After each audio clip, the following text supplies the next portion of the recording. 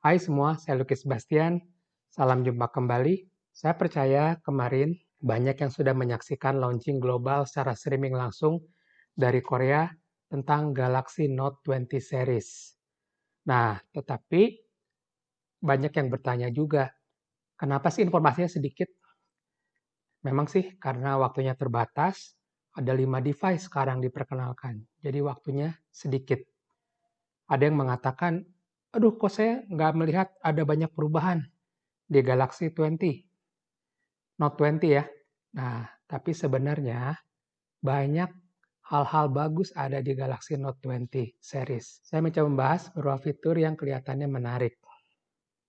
Setelah pertama saya melihat Galaxy Note 20 series beberapa waktu yang lalu, mencobanya, terutama Galaxy Note 20 Ultra, saya berpikir kembali, ini Samsung sepertinya mengajak apa tujuannya kita membeli smartphone.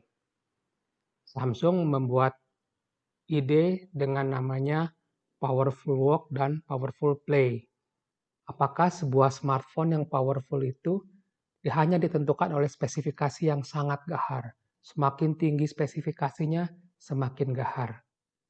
Atau sebenarnya smartphone yang disebut powerful itu adalah smartphone yang sanggup membantu kita untuk melakukan pekerjaan-pekerjaan kita dengan cara yang mudah dan cepat. Nah, disinilah kira-kira maksud tujuan Samsung dengan Galaxy Note 20 series-nya bahwa dia menjadi powerful for work. Kita mulai dari fitur yang menarik pertama, yaitu Adaptive Refresh Rate. Saya akan bicara sedikit lebih detail mengenai apa sih Adaptive Refresh Rate ini dan apa gunanya dan apa keuntungannya kita punya fitur seperti ini. Rata-rata kebanyakan smartphone refresh rate-nya 60 Hz. Refresh rate itu berarti dalam 1 detik seberapa kali banyaknya layar memperbarui informasinya. Jadi kalau 60 Hz itu berarti dalam 1 detik 60 kali layar memperbarui informasinya. Kalau misalnya dalam 1 detik kita tidak ngapa-ngapain hanya lihat layarnya saja, ini berarti layar bukan tidak mengganti informasinya, tetap mengganti informasinya selama kalau dia 60 Hz berarti 60 kali dia tetap mengganti informasinya, tetapi dengan informasi yang sama. Kalau berpikir seperti itu, harusnya refresh rate ini bisa jalan sesuai dengan aplikasi. Jadi misalnya kalau kita sedang hanya baca buku atau berita, refresh rate-nya nggak usah tinggi-tinggi karena kan kita sedang baca. Biasanya kita butuh waktu beberapa detik baru ganti halaman. Kemudian saat kita bermain games, apalagi game-games yang kompleks. Nah, ini kita butuh refresh rate yang sangat tinggi supaya terasa lebih imersif. Dan sekarang ini sedang hype adalah refresh rate 120 Hz atau setidaknya 90 Hz. Banyak orang menyukai refresh rate tinggi ini karena ketika kita scrolling, ya, dia akan terasa sangat cepat, sangat mulus atau battery smooth. Jadi orang merasakan lebih cepat. Akibatnya, orang-orang yang sudah menggunakan smartphone dengan refresh rate tinggi bilang bahwa mereka sulit kembali lagi ke refresh rate yang seperti biasa. Karena kalau kita hanya 60 Hz, kita scrolling begitu, mata kita lebih cepat dan tetap bisa menangkap ada jedanya. Tetapi ketika 120 Hz, refresh rate itu sangat terasa cepat sehingga terasa sangat mulus, tidak ada jedanya. Tetapi refresh rate tinggi ini, walaupun sangat bagus, tapi dia sebenarnya mempunyai kekurangan, yaitu dia musuhnya baterai. Karena daya yang dikeluarkan sangat tinggi. Jadi baterai akan terasa lebih boros. Nah, untuk itu di Note 20 Ultra menggunakan teknologi yang namanya Adaptive Refresh Rate. Dia bisa begini. Jadi kalau kita sedang baca buku, dia hanya akan 11 Hz saja. Kalau kita sedang bermain game, dia akan keluarkan kemampuan 120 Hz. Kita scrolling 120 Hz. Tapi kalau kita nonton film, dia akan mengikuti frame per film. Biasanya frame film ini hanya 24 Hz atau 30. Nah, dia akan mengikuti. Jadi tidak ada daya yang harus dibuang dengan cuma-cuma terlalu banyak melakukan refresh rate untuk hal-hal yang tidak perlu. Kira-kira dari kemampuan ini, baterai bisa dihemat sekitar 1 jam pemakaian. Refresh rate tinggi ini bukan hanya sekedar bikin device terasa smooth, tetapi memang diperlukan untuk gaming, karena gaming ini sekarang di smartphone sedang hebat-hebatnya. Dan untuk gaming ini, nantinya di game-game baru, sudah di atas 60 fps. Kan kalau sekarang misalnya 30-60 fps ya, tapi nanti game-game yang lain akan bisa sampai 120 fps. Jadi kalau misalnya game kita atau kemampuan handphone kita nih sanggup untuk merender 120 fps, tapi refresh rate kita hanya 60 Hz, maka nanti tampilannya akan menjadi 60 fps karena tidak sanggup refresh rate-nya mengikuti kemampuan rendering layar. Makanya banyak smartphone-smartphone yang mulai dari flagship mengembangkan teknologi ini. Teknologi untuk bisa refresh rate adaptif ini bukan teknologi yang sekedar mengandalkan software, tetapi harus didukung oleh hardware. Karena ini dibutuhkan untuk menghemat daya. Jadi pada Galaxy Note 20, khususnya Ultra ini, dia mempunyai backplane yang terbuat dari bahan yang berbeda, yaitu HOPE, Hybrid Oxide Polysilicon. Dan ini adalah pertama kali dalam sebuah smartphone, teknologi ini dibenamkan. Jadi, nanti di Galaxy Note 20 series, walaupun kalian melihat, oh baterainya mungkin lebih kecil, tetapi kemampuannya akan lebih baik karena refresh rate ini. Nah, di bagian kedua ini kita akan bicara soal video Full HD 120 fps. Jangan salah, ini kita bukan bicara soal video slow motion, karena slow motion sudah di atas itu. Tetapi kita bicara soal video high frame rate, jadi frame rate yang tinggi. Nah, video sendiri apa sih? Video itu adalah sekumpulan dari gambar-gambar diam yang diperlihatkan secara bergantian. Nah, kalau zaman dulu kita perhatikan film-film animasi Disney, Mickey Mouse zaman pertama kali masih hitam putih, atau film Charlie Chaplin, dia FPS-nya hanya 11 sampai 16. Makanya kita lihat akan sedikit patah-patah ya gerakannya karena FPS-nya kurang. Kemudian film-film bioskop berkembang menjadi 24 fps. Dan kalau kita merekam dengan smartphone, kita akan mendapatkan rata-rata 30 fps atau yang lebih tinggi adalah 60 fps. Tapi sekarang kita di Galaxy Note 20 series punya 120 fps. Kalian pasti ingat film The Hobbit yang disutradarai oleh Peter Jackson. Peter Jackson ingin film ini dibuat dengan 48 fps, 2 kali lipat dibanding standar film di bioskop. Kenapa dia menginginkan hal ini? Karena dia ingin setiap pertempuran dan suasana Middle Earth tampil realistik. Jadi gerakan-gerakan pertempuran itu akan terekam semuanya dengan baik, tidak ghosting, tidak blur.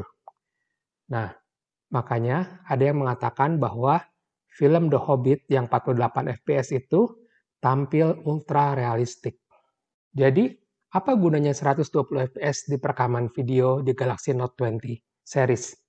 Nah, ingat nggak kalau kalian pernah coba bikin video saat kita bergerak begini atau mengeliling, kemudian kita akan lihat bahwa hasil video ada ghosting atau blur, tidak jelas biasanya. Jadi kalau misalnya kita mengejar anak-anak ya, bikin videonya yang bergerak-bergerak atau binatang piaraan, kemudian video olahraga, seringkali gerakannya itu terlihat ghosting atau gerakannya blur, tidak terlihat. Ini karena FPS saat dia bergerak tidak sanggup mengimbangi apa yang harus ditangkap. Nah, dengan 120 fps, gerakan kamera bisa menangkap semua detail gerakan tersebut dengan jelas. Jadi saya sudah coba waktu saya gerakan kamera begitu, ya walaupun agak cepat. Bahkan tulisan-tulisan yang kita tangkap semuanya jelas terbaca. Nah, nanti ini gunanya apa sih? Ya seperti tadi, ya untuk ketika kita merekam anak-anak yang sedang bergerak atau binatang piaraan kita yang sulit diatur ya bergerak kemana-mana. Kemudian juga kita bisa mengambil suasana dengan cepat. Misalnya kita sedang traveling, kita mau mengambil suasana dengan cepat, kita akan mendapat gambar yang lebih bagus, gambar yang lebih detail dan jelas.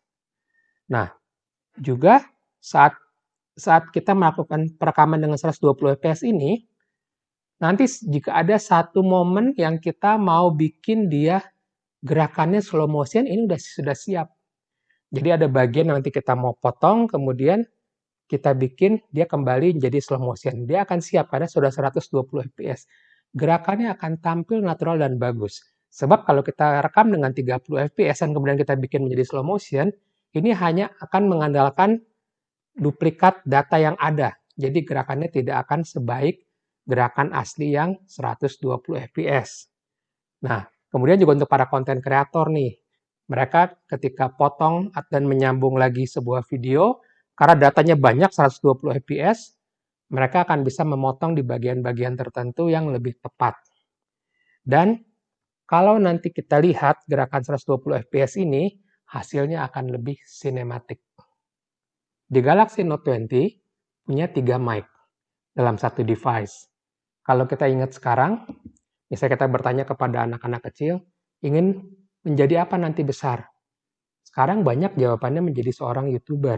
YouTuber ini sudah menarik, atau konten kreator. Kemudian juga kita lihat sekarang artis-artis berlomba-lomba menjadi vlogger atau YouTuber juga. Salah satu bisa menjadi YouTuber adalah menggunakan smartphone. Ada beberapa keuntungan bagi smartphone ya, dia selalu siap ada bersama kita dan siap untuk membuat footage dimanapun juga. Jadi kadang-kadang ada tempat-tempat yang melarang penggunaan kamera. Tapi orang sudah terbiasa lihat smartphone ada di mana-mana. Sebelum makan kita foto, beramai-ramai ketemu kita foto, dan kita bikin video beramai-ramai. Ini sudah biasa jadinya. Tidak seintimidasi ketika menggunakan DSLR. Jadi dia bisa bikin footage di mana saja. Tetapi memang vlogging yang serius membutuhkan banyak peralatan tambahan atau add-ons. Misalnya ada mic tambahan, kemudian ada holder, bahkan menggunakan lampu juga. Kadang-kadang gara-gara harus selalu persiapan, ketika kita sedang di luar, kemudian mesti mempersiapkan pakai mic, pakai apa, kita suka jadi males bikin footage. Nah, sekarang di Galaxy Note 20 series ini ada fungsi mic yang sangat membantu. Dan hasilnya ternyata juga bagus. Pertama, kita bisa menggunakan ketiga mic-nya ini secara omni. Omni itu berarti kita bisa bicara atau kita bisa merekam sekitar kita. Seperti apa suasananya. Kemudian kita bisa juga hanya menggunakan mic di bagian depan. Jadi saat kita menjadi vlogger atau kita vlogging, suara yang paling jelas adalah suara kita. Dan kedua mic yang lain akan mendengarkan suara sekitar dan kemudian mengeliminasinya. Kemudian juga ada mic belakang untuk wawancara. Dan terakhir yang paling menarik adalah mic Bluetooth. Saat konten kreator membuat footage, biasanya pegang begini ya. Kemudian kalau memperlihatkan sekitar, mereka miring-miring begitu. Nah, tapi kan bosan begitu saja. Kadang-kadang mereka juga ingin punya footage ketika mereka tampil seluruh badan dengan background di sekitarnya. Nah, mic tambahan butuh kabel. Nah, kabel ini tidak ada yang sedemikian panjang. Kalau tidak secara khusus adalah untuk para penyiar-penyiar TV. Nah, kemudian bisa juga memang dibuat sebagai wireless, ada alat tambahannya. Tapi cukup mahal. Kemudian ya persiapannya juga repot. Taruh di belakang, munculkan, dipasang, ini juga sedikit repot. Nah, bagaimana enaknya? Bagaimana kalau Bluetooth yang kita gunakan, TWS atau True Wireless Stereo ini, bisa digunakan sebagai mic wireless yang langsung bisa bekerja dengan baik. Dan ini bisa di Galaxy Note 20. Jadi tidak perlu repot-repot, tinggal pasang saja, kemudian langsung bicara dan kita bisa taruh smartphone kita dengan tripod dan kemudian kita bisa mendapatkan footage yang kita inginkan. Dan ini juga berguna untuk para jurnalis. Kan para jurnalis juga sekarang ngejar berita cepat-cepat begitu, kadang-kadang mereka juga hanya pakai smartphone. Nah, ini berguna bagi mereka untuk membuat liputan yang lebih simpel. Karena tidak terlihat, mereka tinggal pasang begitu dan tinggal bicara dan suaranya akan jelas. Di bagian keempat yang menarik adalah wireless DeX atau desktop experience. Banyak yang mengira bahwa DeX ini adalah mirroring. Bukan. DeX ini bukan mirroring. Tetapi DeX ini menjadikan monitor yang kita punya, misalnya TV di rumah, ya, atau kita punya monitor seperti monitor yang untuk komputer, akan menjadi desktop dengan komputernya adalah smartphone kita sendiri. Jadi akan menjadi dua bagian yang berbeda. Jadi kita tetap punya smartphone yang berjalan seperti smartphone, dan satu lagi, misalnya televisi yang kita gunakan akan menjadi komputer tersendiri. Nah, DeX ini memang berevolusi terus-menerus. Pertama diperkenalkan sudah 3 tahun yang lalu, tahun 2017 bersama dengan Galaxy S8. Pertama kita mesti menggunakan docking, ada namanya docking station. Ada sekitar 2-3 macam. Kemudian terakhir kemajuannya bisa menggunakan hanya HDMI kabel, lebih simple. Dan sekarang kita bisa menggunakannya secara wireless. Nah, bahkan wireless ini bisa menyalurkan resolusi 2K. Apa sih gunanya? Kadang memang saat kita pulang dari misalnya kerja gitu, kita pengen nonton TV, tapi kita masih pengen balas chatting atau browsing atau baca koran digital atau baca berita di rumah. Layar smartphone sudah terasa penat, terlalu kecil. Membuka lagi laptop dirasa merepotkan karena butuh loading lagi, booting lagi, dan butuh device lagi yang berbeda. Tetapi sekarang bayangkan kita duduk di atas sofa, kemudian kita buka dengan wireless DeX, dan kita bisa melihat apa yang kita mau ada di layar full screen TV kita. Misalnya kita sudah pulang kerja, malam-malam kita pengen browsing, belanja online. Belanja online kita lihat di TV yang besar, kemudian bayarnya kita bisa lakukan di smartphone dengan sidik jari. Nah, smartphone ini nanti bisa menjadi keyboard atau mousepad. Ini agak repot kalau misalnya kita punya, walaupun kita punya smart TV, kita mengandalkan remote. Remote ini paling susah adalah mengetik kalimat atau kata-kata. Misalnya kita mau buka YouTube, mau cari apa, lebih sulit karena satu persatu. Tetapi dengan DeX ini, kita punya keyboard yang full. Saya percaya nanti banyak orang akan mencoba desktop experience ini dan akan terpikat. Kalau di rumah kita kebetulan kita punya televisi yang formatnya resolusinya sudah 4K, ini akan seperti monitor komputer kita. Gambarnya akan sangat-sangat bagus. Dan tulisan-tulisan akan terbaca dengan jelas seperti layaknya kita punya monitor besar. Ini memberikan pengalaman yang berbeda. Nah, kemudian dengan DeX juga, kita di kantor bisa melakukan presentasi. Jadi kita nggak perlu bawa laptop lagi, cukup dengan smartphone, kemudian kita transfer langsung by wireless menjadi DeX ya, langsung ke monitor, dan kemudian dari situ kita bisa mengendalikannya dengan S Pen.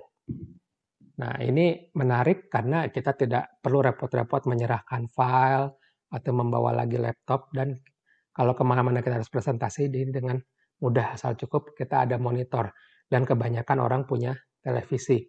Bahkan kalau kita iseng, ada yang melakukannya juga di tempat-tempat umum, di televisi umum atau di bandara. Kemudian juga kita bisa bermain game di layar yang besar, tanpa kita harus lagi mempunyai konsol game. Saat kita pulang kerja capek dan ingin bermain, ini menjadi hiburan yang mengasihkan. Dan di bagian kelima yang menarik adalah tentu saja S Pen dan Notes. Ini yang membedakan Samsung Galaxy Notes dengan device-device lain. Walaupun ada beberapa device yang juga mempunyai pen, tetapi tidak ada yang secara serius bikin seperti Galaxy Note ini. S Pen ini sudah berevolusi sebegitu lama. Dari Galaxy Note 1 sekarang ke Galaxy Note 20 series atau 20 series. Dulu diperkirakan bahwa S Pen ini hanya untuk para artis, tapi ternyata tidak. Makin ke sini semua pihak bisa menikmatinya. Dan sekarang ini latensinya bisa 9 milisecond. Semakin kecil latensi berarti ketika ujung menempel ke layar dan menggerakkannya, maka akan diikuti langsung. Dan Samsung menggunakan teknologi AI, memperkirakan kita akan bergerak kemana. Apa yang bisa dilakukan dengan S Pen? Sangat banyak. Fitur-fitur baru, misalnya berganti halaman, kembali ke home, segala semua bisa diatur melalui S Pen. Bukan lagi hanya video dan kamera saja. Tetapi semakin banyak fungsi-fungsi bisa dilakukan termasuk presentasi yang lebih komplit. Kemudian jika kita rajin, kita bisa menulis data secara digital dan ini bisa dicari dengan lebih mudah dibanding kita menulis di selembar kertas. Program S Note-nya juga akan semakin powerful. Dengan kerjasama dengan Microsoft, Maka apa yang kita tulis di EndNote nantinya bisa kita convert, misalnya menjadi PDF, menjadi PowerPoint, bahkan bisa ditampilkan di OneDrive. Jadi apa yang kita kerjakan di sini akan kita bisa tampilkan di laptop. Ada satu yang menarik yang mungkin tidak banyak diceritakan, yaitu soal persamaan matematik. Yang agak repot kalau kita bikin di komputer adalah persamaan matematik, misalnya seperti ini. Akar, sigma, dan sebagainya. Nanti ketika kita kerjakan di EndNote, maka otomatis akan diubah rapi seperti ini. Lebih gilanya apa? Jika ini ada angkanya, ini persamaan matematika yang bisa dikerjakan, EndNote bisa mengerjakan dan menampilkan hasilnya. Tergoda kan kalian, kenapa dulu lagi masih zaman kuliah, belum ada teknologi seperti ini. Segitu dulu cerita kita tentang beberapa fitur yang ada di Galaxy S-Note 20 yang baru. Tapi masih banyak fitur-fitur lain yang kalau saya ceritakan nggak selesai-selesai. Nanti saja kita ceritakan ketika device-nya sudah tersedia untuk umum, dan kita akan bahas reviewnya dengan lebih mendalam. Sampai ketemu lagi.